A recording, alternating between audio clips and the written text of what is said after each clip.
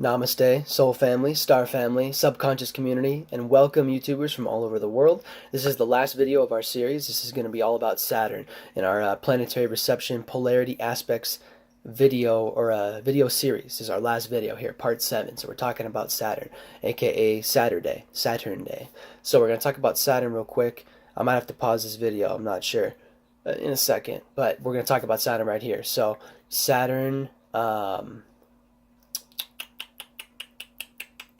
so when it comes to Saturn, we're talking all about stability and gaining structure and stability in our lives, and also gaining boundaries and restrictions.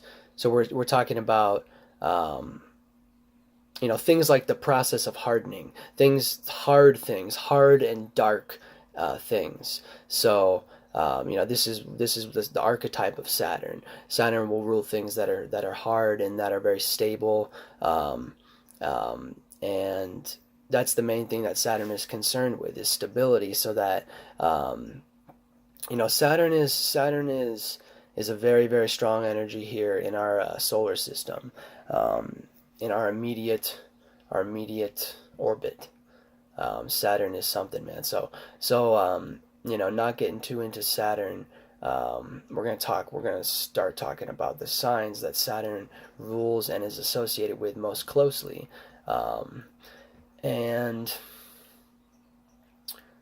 yeah, Saturn's gonna be good with that. We got Saturn in Capricorn right now as we're making this video, so we're gonna start talking about Capricorn very first. So we have to talk about the first side of our polarity aspect here. Oh, I forgot to make the little chart on this one with the positives and negatives. But so this is the positive up here, the yang. This is the yin down here, the negative. So we're just talking by talking about the feminine side of Saturn, which is going to be Capricorn, naturally associated with the 10th celestial house. So we go in order of the zodiac. So Capricorn comes right before Aquarius. So we're going to talk about Saturn in Capricorn, basically Capricorn playing out the feminine side of Saturn. So this is why Capricorn is cardinal Earth. So this is where things are created, things that are structurally stable and that have a very sound blueprint, that are very practical, but that also possess material value, like such as Earth, right? It's very structured. So this is where Saturn's able to create ultimately many things. Capricorn being the sea goat. So Saturn builds all of his homes, and builds homes for all of his moons, all of his wives, everyone like that. Here in Capricorn, he uses that type of energy. So Saturn digs Capricorn. Right now, I think we have Saturn in 17 degrees Cap, or 16, about to go into 17. I think that's what it is. It's like 16 and 56 minutes. But Capricorn is a very interesting house, that cardinal Earth energy. So initiating and creating new ways of how to think and be practical. So it's the feminine side of the left brain. Saturn being a planet that deals solely with the left brain, pretty much, almost solely. We're gonna talk. We're going to talk about some of the signs that Saturn falls in and is in detriment in, and those are going to be some right brain signs. So yes, Saturn really is, it makes sense that Saturn is going to be messing with the left brain. So the feminine side of the left brain being the Earth quality, that's the Capricorn. Capricorn, the sea goat, cardinal Earth. And so now we're going to talk about the masculine side of Saturn rulership, or dignity, which is going to be Aquarius, which is naturally associated with the 11th celestial house, right after Capricorn. So this is going to be, so Saturn rules 2 signs right in a row. Saturn, this whole area right here is Saturn's big ass pad, because he basically has cornered all the structure in our zodiac wheel. So he's cornered it all there into Capricorn and Aquarius, and it's it's like those are his pads, his flats, and all that thing. So so Aquarius representing fixed air, So what that's going to represent is being fixated on your own way of thinking and communicating. So it's not concerned with the practical earth energy, right? How can I apply this and how can I manifest it here into reality and make it into a reality? It's concerned more with the pure intellectual thought form or thought pattern, or just the pure intellectual thought, the pure left brain, and then traveling with that and going as far out as possible with that, fixating upon it. And by fixating on it, you just go higher and higher and higher. That's why Aquarius can go so far out, way farther out than any other sign, as far as air goes at least. It's so far out there with the air that it's like fluid. That's why Aquarius is the water bearer. It represents the left brain, you know, in such an abundance, such a masculine but structured form that it's almost like fluid, basically like water, the water bearer. So this is where Saturn gets to express, more of the air quality, more of the masculine side to the left brain that Saturn represents, more of the masculine side to his possessions and to his materials and his structures and his stability and his restrictions and boundaries and all these things, his fences, his giant walls. He's very, very proud of his giant walls, like the walls of Ba Sin Se. It's that type of thing, man. Saturn building walls left and right. I think Donald Trump must have a lot of Saturn energy, wanting to build walls, and walls is saving people all of a sudden. All of a sudden, walls are the reason that we are here now in 2019. It's because of walls. I mean, honestly, that's kind of true to a degree. But as I make this video, I am surrounded by 4 walls, at least. Many more, actually, when you consider the whole house. So, walls are cool, but, Saturn basically rules walls. So, Saturn is making a comeback right now, you could say, I guess. I don't know, man. But, so Aquarius being the masculine side of Saturn rulership, fixed air, right? So, this is dealing a lot with being social, right? Aquarius is, it's a very social energy, very talkative energy, very, very talkative, very far out energy. You basically can't stop it.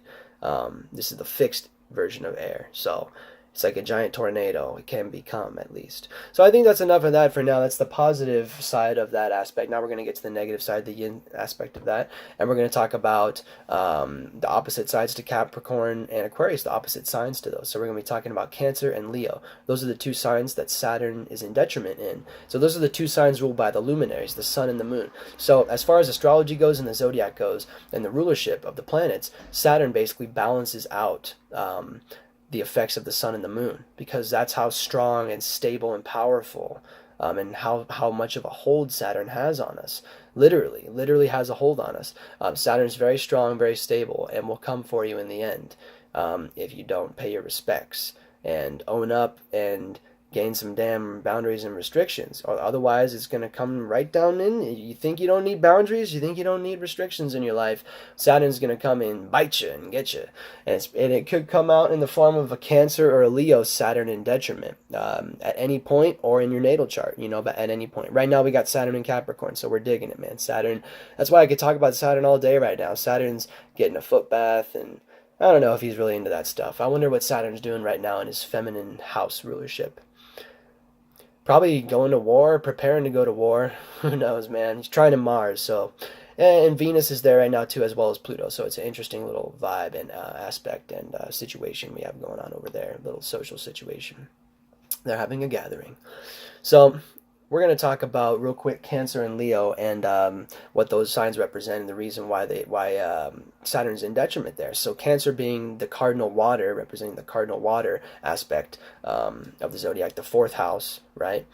Natural opposite of the 10th house. So we're talking about cardinal water, initiating and creating new ways of how to feel and deal with the emotion. So, creating some waves in one way, shape, or form.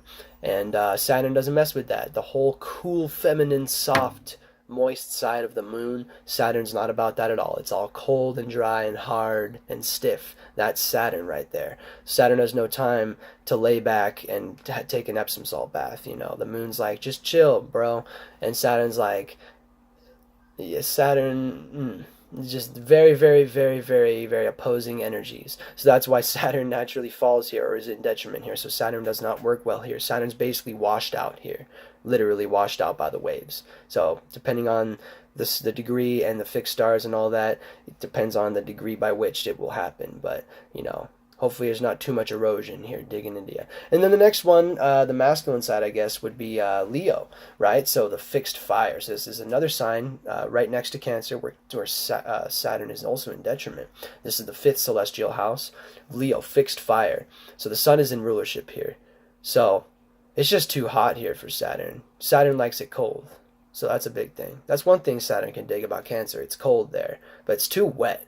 So at least Leo is dry, but it's too hot. So they both suck. Saturn hates them both. But it's whatever. It's necessary evil, you know. You got to deal with the luminaries. Saturn doesn't really have to, so that's why Saturn moved the heck away from here. He didn't want to deal with the sun and the moon and Earth and Venus and all them, you know. Come on. Actually, you know, Saturn digs Venus in a lot of ways. They can get down, but you know, just strictly talking about Saturn and Leo. Leo being fixed fire, so representing being fixated on your own way of seeing and feeling, right? So it's like the literal campfire, right? So it's the physical manifestation of fire, basically the sun, right? That's why the sun rules Leo. So Saturn doesn't mess with this energy, you know, the energy of taking pride in feelings and in ways of seeing things, in ways of experiencing things and things like that. Saturn doesn't mess with that at all. Saturn's about practicality and structure, and you know, like I said, it's cold and dry. Leo's very hot and dry, so you know, very center stage, likes to shine and be the center of attention. Saturn prefers to pull the strings from behind the curtain, whereas the sun is, you know, center stage. It's no secret, 99% of the mass of our solar system. So that's a little bit of that there. So I think we're able to move on now from our first planetary reception polarity aspect right there, move on to the next one. So we started with the rulership and the detriment. We're going to move on now to the exaltation and the fall of Saturn. This gets a little bit easier to understand because we're not dealing with so many damn signs. Now we're on to the air and the fire. So we messed with the earth and the water and the air and the fire a little bit already. We're on to some more earth and fire. Moving cardinal, baby. So we're talking about the exaltation, the highest level of heaven for Saturn. Exaltation. Makes sense, right? The only zodiac sign not represented by a living creature, instead represented by literally the balance of our galaxy, of our zodiac wheel, of our being, is the scales of Libra, right? The seventh celestial house. So this is where Saturn is exalted.